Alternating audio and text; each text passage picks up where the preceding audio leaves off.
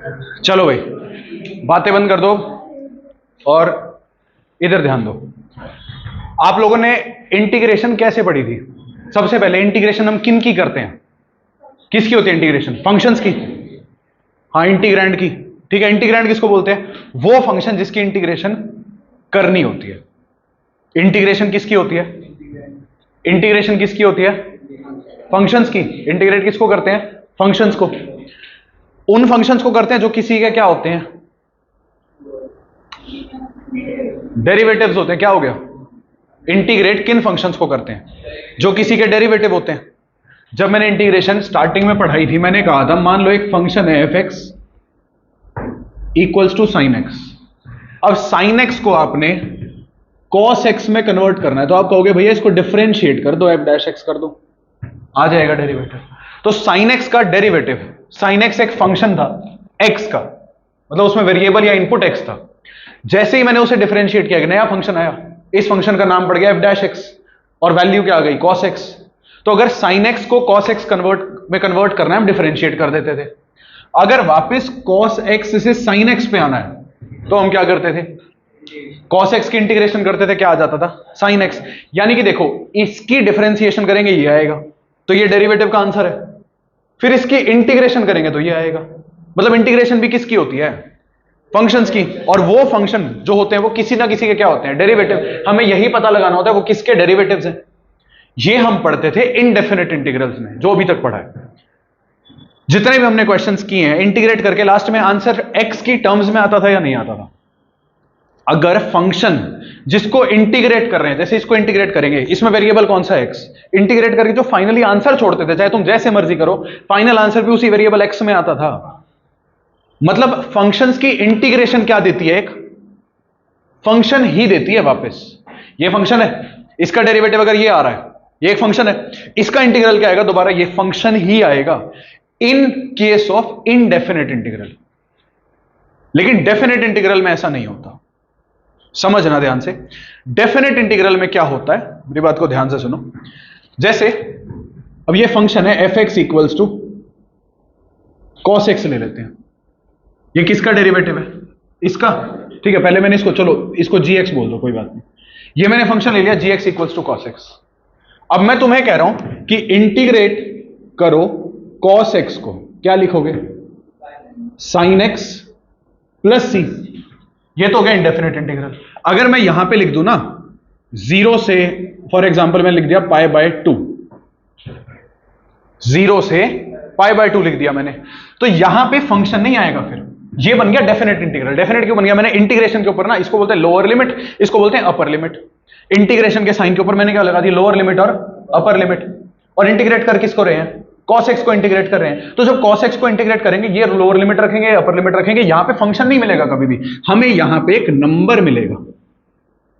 वो मैं नंबर की सिग्निफिकेंस बताने जा रहा हूं, वो नंबर क्या रिप्रेजेंट करता है। जैसे मैंने इंडेफिनेट में तुम्हें क्या बताया, अगर इसको इंटीग्रेट करके ये मिला, तो ये मिलने का क्या सिग्निफिकेंस है? मतलब ये है कि इसका डेरिवेटिव cos x रहा होगा, तभी cos x का इंटीग्रेशन क्या आया? sin x। इंडेफिनेट में ये होता है, लेकिन डेफिनेट में नंबर आता है, फंक्शन नहीं आता। तो उस नंबर का भी तो कोई मीनिंग होगा, कुछ ना कुछ सिग्निफाई करता होगा। वो मैं बताता हूं क्या सिग्निफाई करता है। सुनो, हमें किसको इंटीग्रेट करना है? बोलो, किसको इंटीग्रेट करना है? cos x को। कहां से लेके कहां तक? 0 से लेके पाई बाय 2। इसका मतलब ये है, क्या तुम्हें cos x का ग्राफ आता है? क्या तुम्हें cos x का ग्राफ आता है? cos x के ग्राफ में देखो, कोई भी फंक्शन, cos x एक फंक्शन है, जब भी हम फंक्शन का ग्राफ बनाते हैं, x एक्सिस पे क्या प्लॉट करते हैं? इनपुट्स। और y एक्सिस पे क्या होते हैं? आउटपुट्स। cos x एक फंक्शन है, उसके इनपुट्स क्या होंगे? x। और वो x क्या होंगे अपने आप में? एंगल्स। मतलब एंगल्स किसकी टर्म में होंगे? 0, पाई बाय 2, पाई बाय 4, पाई वगैरह, ये सब हो गया ना। तो यहां पे इनपुट हो गया बेटा 0, थोड़ी देर बाद इनपुट हो गया पाई बाय 2, थोड़ी देर बाद इनपुट हो गया पाई, थोड़ी देर बाद इनपुट हो गया 3 पाई बाय 2, थोड़ी देर बाद इनपुट हो गया 2 पाई। अच्छा, एंगल तो नेगेटिव में भी होते हैं। मतलब अगर यहां 0 से 90 डिग्री पाई बाय 2 है, तो लेफ्ट में क्या आएगा भाई? माइनस पाई बाय 2, और माइनस पाई, और माइनस 3 पाई बाय 2। अब तुम बनाओ cos x का ग्राफ। cos x की मैक्सिमम वैल्यू कहां होती है? क्या होती है cos x की मैक्सिमम वैल्यू? 1, और मिनिमम -1। cos x एक फंक्शन है, उसका आउटपुट -1 से 1 के बीच में रहते हैं, सारे बेसिक्स है जो हम आज से पहले पढ़ चुके हैं। cos 0 क्या होता है? 1 होता है, मतलब यहां पे। अच्छा, cos π/2 0, cos π -1, cos π होता है -1, ठीक है। cos 3π/2, cos 2π 1। तो cos का ग्राफ ऐसे बनता है, ठीक है। cos -π/2 क्या होता है? 0, cos -π -1, और cos -3π/2 अगेन 0। तो ग्राफ यहां पे भी फ्री हैंड से बनाएंगे, ऐसे बनेगा। ये किसका ग्राफ है? cos x का। यहां पे एंगल चलते जा रहे हैं, तो ये ग्राफ भी इधर कॉन्टिन्यूटी में ऐसे वेवी फॉर्म में चलता रहेगा, यहां पे भी ऐसे ही चलता रहेगा। अब हमें cos x को कहां से कहां तक, किसको इंटीग्रेट किया है? cos x को कहां से कहां तक? 0 से π/2। इसका आंसर क्या आएगा? एक नंबर। वो नंबर पता है क्या देगा? मेरी बात सुनो अब ध्यान से। ये किसका ग्राफ है बेटा? cos x का। cos x के ग्राफ को ध्यान से ऑब्जर्व करो, कहां से कहां तक इंटीग्रेट करें? 0 से, बोलो 0 से। जो ये लिमिट्स होती है ना, ये इनपुट की वैल्यूज होती हैं। किसकी वैल्यूज होती हैं? बोलो यार, किसकी वैल्यूज होती हैं? ये जो लिमिट्स होती हैं किसकी वैल्यूज होती हैं? इनपुट्स। और इनपुट्स कौन सी एक्सिस पे आते हैं? एक्स पे या वाई पे? एक्स एक्सिस पे। तो एक्स एक्सिस पे 0 से π/2 के बीच में इसका ग्राफ देखो। एक्स एक्सिस पे यहां 0 है, यहां π/2 है, सिर्फ इतने हिस्से में। इसका मतलब क्या? इतने हिस्से में ऐसे समझो तुमने क्या किया, 0 पे और π/2 पे ऐसे डंडे लगा दिए। ये दो डंडे लगा दिए। इधर का ग्राफ काम का नहीं, इधर का ग्राफ काम का नहीं, सिर्फ 0 से π/2 के बीच का ग्राफ काम का है तुम्हारे। और ये जो ग्राफ है कितना बच गया? आप देखो, बाकी सब मैं उड़ा देता हूं, ये कोई काम का नहीं है मेरे। जब मैं इंटीग्रेट 0 से π/2 के बीच में कर रहा हूं, तो रिमेनिंग जो पार्ट है कॉस का फंक्शन, कॉस का ग्राफ तो है ये, उसका कोई काम नहीं है। 0 से π/2 जब इसको इंटीग्रेट करोगे एक नंबर आएगा। वो नंबर क्या आएगा? जो ये 0 से π/2 के बीच में आपने लॉक कर दिया ना कॉस के ग्राफ को। अरे क्या हो रहा है भाई? ऐसे बंद कर दिया आपने 0 से π/2 के बीच में। कॉस के ग्राफ, कॉस का ग्राफ ये है, इसके नीचे जिस एरिया को इसने ढका हुआ है, एक बार उसको देखो। क्या इसने इस एरिया को ढका हुआ है? यस और नो? इसको बोलते हैं एरिया अंडर द कर्व। क्या बोलते हैं? Area under the curve. Curve क्या है? फंक्शन का ग्राफ कर्व होगा, ठीक है। एरिया अंडर, वो कर्व कैसा भी हो सकता है, स्ट्रेट भी हो सकता है, कोई दिक्कत नहीं है। इसको बोलते हैं एरिया अंडर द कर्व। ये जो मैंने शेड किया, अच्छा ये किसने रोक रखा है? एक बार ध्यान से समझो इस एरिया को। मैं कह रहा हूं एरिया अंडर द कर्व, तो जब मैं एरिया अंडर द कर्व कह रहा हूं, ऐसा अगर मैंने कर्व बनाया तो इसके नीचे का ऐसे चल रहा है, तो इसके नीचे का एरिया तो ये सारा होना चाहिए। लेकिन उसको किसने रोक लिया? अब एक्स एक्सिस ने। किसने रोक लिया? एरिया कर्व के नीचे वाला, लेकिन एक्स एक्सिस के ऊपर वाला। ये कुछ एरिया होगा, देखो कैसी शेप बन रही है, कुछ ऐसी शेप नहीं बन रही, ऐसी शेप बन रही है। ये जो एरिया होगा ना, कहां से कहां तक? 0 से π/2 तक। किसका ग्राफ है ये? cos x का। ये जो इंटीग्रेट करके आंसर आएगा ना, ये इस एरिया की वैल्यू होगी। एरिया निकालते नहीं थे 3 स्क्वायर यूनिट्स, 5 स्क्वायर यूनिट्स। जैसे मान लो एरिया ऑफ रेक्टेंगल निकालना है, क्या होगा area of rectangle? Length into breadth. अभी बताऊंगा एरिया ऑफ रेक्टेंगल क्या होगा, लेंथ इंटू ब्रेड्थ। सुनते चलो ध्यान से। एरिया ऑफ रेक्टेंगल होता है लेंथ इंटू ब्रेड्थ। ऐसे ये भी तो कोई एरिया है ना, इसकी भी कोई वैल्यू होगी। वो एरिया इसको इंटीग्रेट करके आएगा। अच्छा, कहां से कहां तक? 0 से π/2 के बीच में। अच्छा, इंटीग्रेट करके क्या आंसर आएगा वो बताता हूं। आपने क्या करना है, वो नंबर कैसे निकालोगे? सुनो, cos x का इंटीग्रेशन क्या होता है? सिंपल cos x का इंटीग्रेशन क्या होता है? sin x। आप पहले क्या लिख देते हैं? sin x प्लस c नहीं जाता। डेफिनेट इंटीग्रल में कोई कांस्टेंट ऑफ इंटीग्रेशन नहीं आता। आपने sin x लिखा, स्क्वायर ब्रैकेट लगाओ, लोअर लिमिट यहां लिखो, अपर लिमिट यहां लिखो। ये रिप्रेजेंटेशन होती है सिंपल। जैसे cos x का इंटीग्रेशन करते हो ऐसे इंटीग्रेट करो। sin x लिखो, यहां लोअर लिमिट, यहां अपर लिमिट। अगला स्टेप क्या होगा? जो भी इस ब्रैकेट के अंदर है, मैंने क्या बोला? 0 और π/2, ये किसकी वैल्यूज हैं? इनपुट की। इनपुट क्या है? x। इसका मतलब आपने क्या करना है? पहले डालनी है इस पूरे, जो भी ब्रैकेट के अंदर है, इस पूरे में x की जगह अपर लिमिट डालनी है। देखो अभी एक x आ रहा है क्योंकि मैं बहुत सिंपल फंक्शन लेके चल रहा हूं। फंक्शन कॉम्प्लिकेटेड भी आएंगे, एक x आ रहा है, 10x भी आएंगे, 10 के 10 में एक ही वैल्यू डालनी पड़ेगी। तो पहले अपर लिमिट डालो पूरे में, क्या हो जाएगा? sin π/2 माइनस, फिर आएगा सब्ट्रैक्शन, फिर लोअर लिमिट डालो sin 0। अच्छा, बट इज sin π/2 -0, क्या आंसर आ गया? 1। तो ये जो एरिया है ना, ये एरिया कितना है? 1 स्क्वायर यूनिट। एरिया कितना है? 1 स्क्वायर यूनिट। कितना एरिया है? 1 स्क्वायर यूनिट। ये मतलब होता है इस बात का। आ गई बात समझ में कि ये जो एरिया है ये 1 स्क्वायर यूनिट है। अगर इसका डेरिवेटिव है तो इसका इंटीग्रेशन ये होगा, मतलब फंक्शन का डेरिवेटिव फंक्शन, तो फंक्शन का इंटीग्रेशन फंक्शन। इनडेफिनेट में था, डेफिनेट में वो आता ही नहीं। डेफिनेट में फंक्शन मिलता नहीं, नंबर मिलता है। वो नंबर क्या रिप्रेजेंट करता है? उस लिमिट्स के अंदर अंदर उस कर्व के नीचे का एरिया। लेकिन वो एरिया कौन ढक लेगा? बिल्कुल ये नहीं है नीचे गहरा चला जाता जाएगा। कौन रोक लेगा उस एरिया को? एक्स एक्सिस रोक लेगी। साइड में प्लेट लगेंगे, ऐसे मान लो 2 लाइनें लगा रहे हो, कुछ भी लगा रहे हो, वो कौन लगाएगा? लिमिट्स लगाएंगे। कौन लगाएंगे? लिमिट्स। मतलब 0 है ये, यहां पे 0 है, 0 से इधर नहीं जाना, यहां पाई2 से इधर नहीं जाना, रुक जाओ इसके बीच में। अच्छा इसके बीच में रुक गए, अब ग्राफ कैसा है? इस तरीके का, तो इस ग्राफ के नीचे नीचे रहो, लेकिन नीचे कितना? एक्स एक्सिस तक बस। ये जो एरिया है इसका जो आंसर आएगा इसको बोलेंगे एरिया अंडर द कर्व। आई बात समझ में नहीं है? एक और एग्जांपल देता हूं, सुनो। मान लो एक फंक्शन है f(x = 5). ये कैसा फंक्शन है? क्या बोलते हैं इस फंक्शन को? Constant function. मतलब इसका मतलब ये देखो, जैसे यहां पे gx = cos x है, तो यहां पे तुम x3 डालोगे cos 3 होगा, x π/2 डालो cos π/2 होगा, -1 डालोगे -1 होगा। मतलब x की वैल्यू जैसे जैसे तुम यहां डालोगे यहां पे वो डलेगी ना वैल्यू, तो cos x अलग अलग आंसर आएगा। यहां पे तुम x की वैल्यू 2 डालो, आंसर क्या आएगा? 5। 3 डालो, आंसर क्या आएगा? 5। 7 डालो, आंसर क्या आएगा? 5। -π/2 डालो, आंसर 5। x डालने की जगह ही नहीं, इसको बोलते हैं कांस्टेंट फंक्शन। मतलब जो मर्जी इनपुट हो, आउटपुट पे फर्क ही नहीं पड़ेगा, ढीठ है बिल्कुल। ये कह रहा है मैंने 5 ही रहना है। तो एक बार इसका ग्राफ बना के देखते हैं। देखो ये एग्जांपल तुम्हें बड़े प्यार से समझ में आएगा। एक बार ग्राफ बना के देखते हैं। ग्राफ कैसे बनेगा?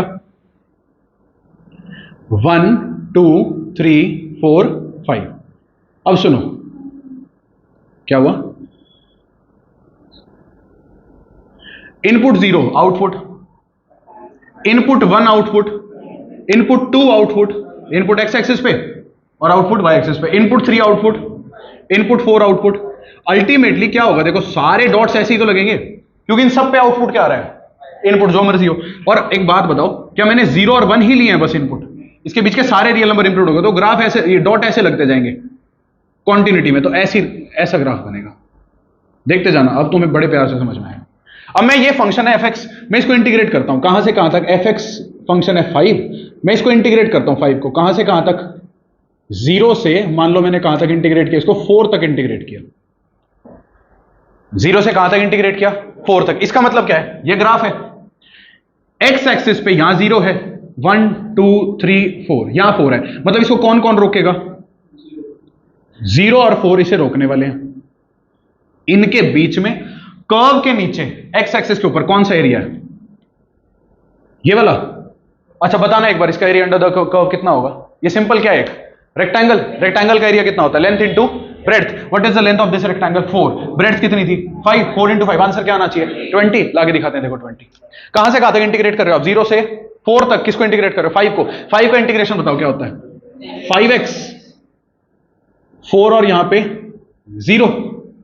चलो डालो इसमें, पहले अपर लिमिट डालो, 5 × 4 -5 × 0। बेटा क्या आंसर आया? आया नहीं क्या? 20 आ गया ना? तो ये एक सिंपल एग्जांपल था जिसे तुम्हें बेटर समझ में आएगा। 20 स्क्वायर यूनिट्स। तो कोई भी कर्व हो, ये जो लिमिट्स होती है ना, ये क्या होती है? लिमिट्स। इनको समझना बहुत जरूरी है क्योंकि देखो स्टार्टिंग एक्सरसाइज में कुछ भी नहीं है, 2 एक्सरसाइज में, लेकिन जो थर्ड एक्सरसाइज है ना, और दूसरी बात बताता हूं, एप्लीकेशंस ऑफ इंटीग्रल्स पढ़ने वाले हैं। अगला टॉपिक है एप्लीकेशंस ऑफ इंटीग्रल्स। एओडी में क्या पढ़ा था आपने? डेरिवेटिव्स के क्या क्या एप्लीकेशन होते हैं? Increasing, decreasing, rate of change, maximum, minimum. 2 application और थी, अप्रोक्सीमेशन और टेंजेंट नॉर्मल, वो कट है हमारी। ठीक है, 3 एप्लीकेशन तो पढ़ रहे हो। इंटीग्रेशन की अभी हम एक ही एप्लीकेशन पढ़ेंगे पूरी 12th में, और वो यही है एरिया अंडर द कर्व निकालना। मतलब तुम्हें क्या कहेगा, मैं तुम्हें एक एग्जांपल देता हूं, वो तुम्हें कहेगा, अजीब अजीब से कर्व्स देगा, खुद दिमाग लगा के वो कहेगा देखो क्लास 11th भी काम आएगी अभी। यहां पे ये पैराबोला है, ये क्या है? पैराबोला। ये क्या है? पैराबोला। ये क्या है? एक इलिप्स। पैराबोला इलिप्स के बीच में ये एरिया निकाल के बताओ। इस तरीके के क्वेश्चन आप अगले चैप्टर में पढ़ने वाले हो। तो इसीलिए मेरा ये समझाना बहुत जरूरी था कि इनडेफिनेट इंटीग्रल क्या देता है? वो फंक्शन देता है जिसका डेरिवेटिव करके आपका इंटीग्रेंड आया। नहीं समझे मेरी बात को? इनडेफिनेट इंटीग्रल, इसका इनडेफिनेट इंटीग्रल ये आएगा। ये वो फंक्शन है जिसका डेरिवेटिव ये आया था। समझ गए ना? लेकिन डेफिनेट इंटीग्रल कोई फंक्शन नहीं देता, वो एक नंबर देता है। वो क्या? अच्छा किसको इंटीग्रेट कर रहे हो? cos x को इंटीग्रेट कर रहे हो इस एग्जांपल में। तो cos x का area under the curve, cos x के ग्राफ के नीचे, cos x के ग्राफ के नीचे, लिमिट्स के अंदर अंदर, x एक्सिस के ऊपर, इस चारों दिशाओं से जो एरिया घिरा हुआ होगा वो हमें मिलेगा डेफिनेट इंटीग्रल से। बस इतना सा काम है।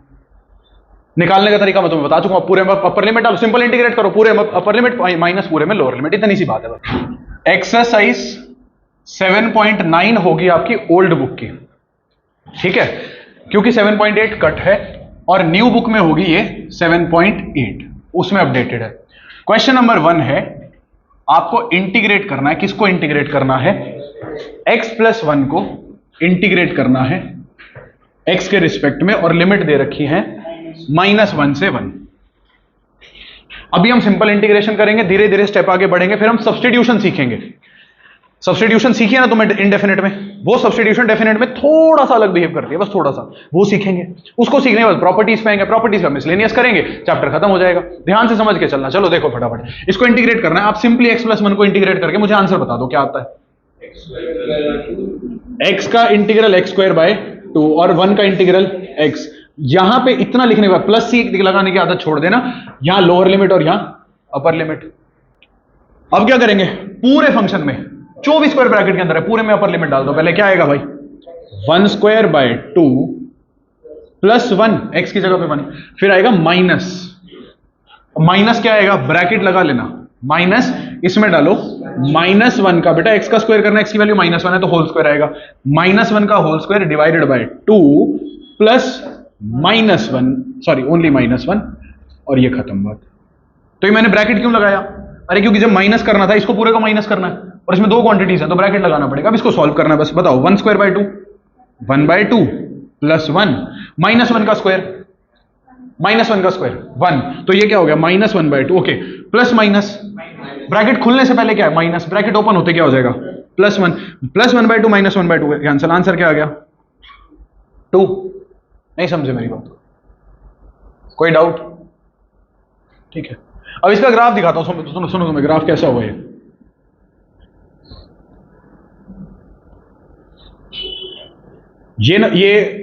क्या है 0 और 1, ये क्या है -1 और 0, ये एरिया निकालना है, ठीक है। नहीं ये नहीं निकाला, कहां से कहां तक निकाला है, -1 से 1, ये एरिया निकाला है, ये सारा एरिया। अब एक बात बताओ, ये क्या है, एक राइट एंगल ट्राइंगल नहीं है या नहीं है right angle triangle. Right angle triangle का एरिया कैसे निकलता है, half into base into height, half into, बताना ये बेस कितना है, -1 से 1 कितना बेस है 2, अरे यार -1 से 0 1 सेंटीमीटर और 0 से 1 1 सेंटीमीटर, 2 इंटू हाइट कितनी है, यहां पे इस पॉइंट के कोऑर्डिनेट 1 2 होंगे। कैसे पता चलेगा कोऑर्डिनेट्स, ये 1 2 कैसे, मेरे को कैसे पता चल रहा है 1 2 आ रहे हैं, कैसे पता चलेगा 1 2 आ रहे हैं, फंक्शन में, फंक्शन क्या है x प्लस 1, x की जगह 1 डालो ना, फंक्शन में, फंक्शन का ग्राफ है ना बेटा, ये लाइन है ना, फंक्शन का ग्राफ है, ये समझना जरूरी है अगले चैप्टर के लिए। ये जो लाइन है ना जिसको इंटीग्रेट कर रहे हो, ये लाइन है ना, इस फंक्शन का ही ग्राफ है। तो फंक्शन का ग्राफ कैसे बनता है, फंक्शन में कोई भी x की वैल्यू डालो, तुमने क्या डाली x की वैल्यू, जो x कोऑर्डिनेट है क्या है 1, तो इसमें x की वैल्यू 1 डालो, 1 + 1 क्या हो जाएगा 2, इनपुट 1 है तो आउटपुट क्या है 2, इसका मतलब जब इनपुट 1 है तो ये ग्राफ जो लाइन है इस पे आउटपुट क्या आएगा 2। अच्छा मेरे को कैसे पता चला लाइन बनेगी, अरे मेरे भाई फंक्शन क्या है fx इक्वल्स टू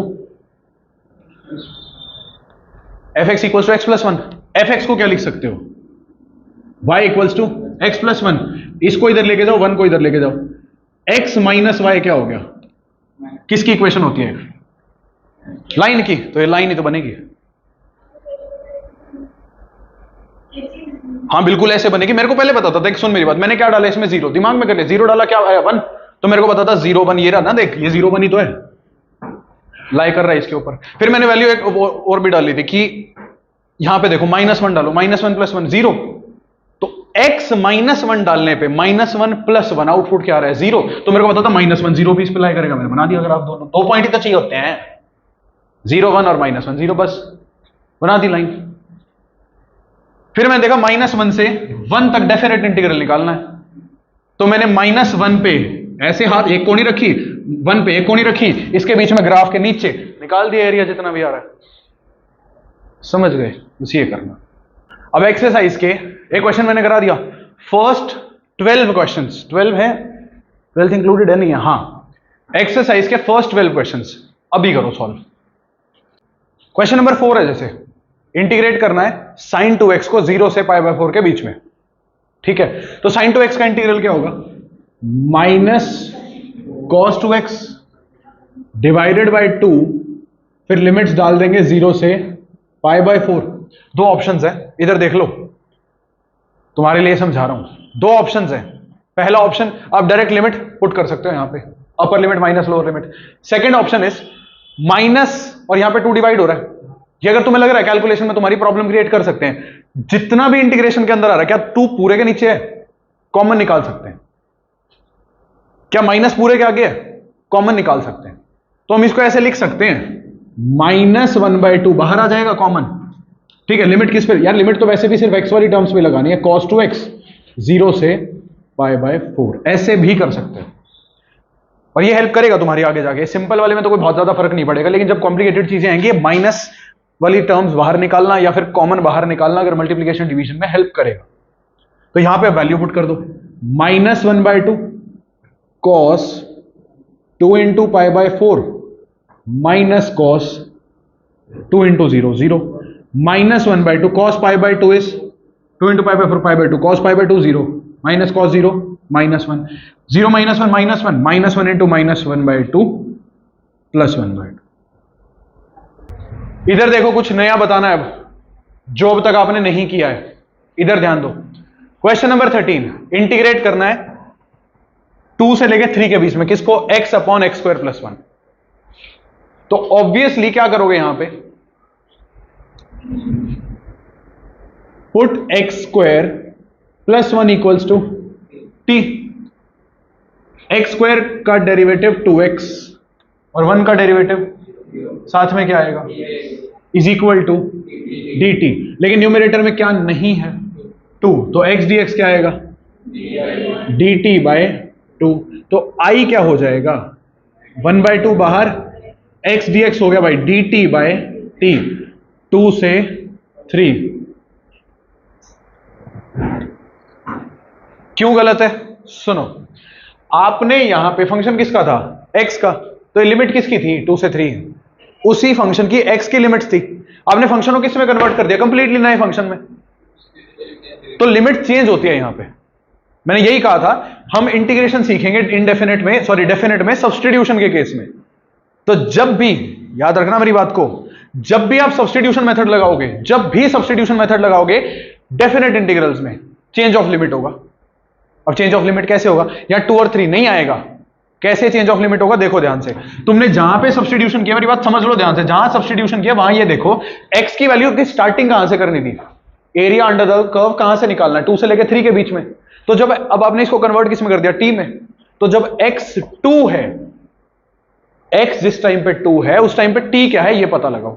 वो कैसे पता लगाएंगे, यहां पे लिखना एट x = लोअर लिमिट क्या है 2, t = इसमें वैल्यू डालो 2 की जो आपने सब्स्टिट्यूशन किया, t क्या होगा, 2² + 1 = 5।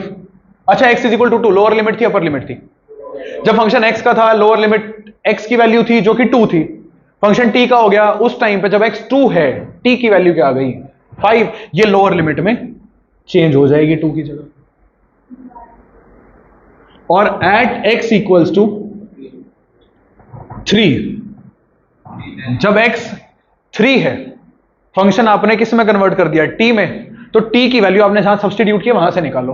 t क्या है, x² + 1, x² + 1 क्या हो जाएगा, 3² + 1, 9 + 1 10। तो यहां पे चेंज ऑफ लिमिट्स ऐसे होगा।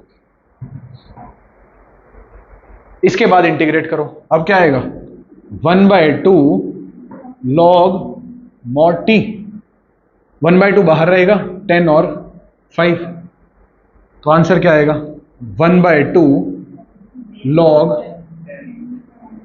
10 - log, मॉड लगाने का तो कोई फायदा नहीं है, मॉड क्या क्यों लगाते हैं, सिर्फ पॉजिटिव क्वांटिटी करने के लिए, लॉग का आर्ग्यूमेंट तो ऑलरेडी पॉजिटिव है, 10 है, log 10, log 10 - log 5 क्या लिख सकते हैं इसके, log ऑफ 10/5, क्या आंसर आएगा, 1/2 log 2।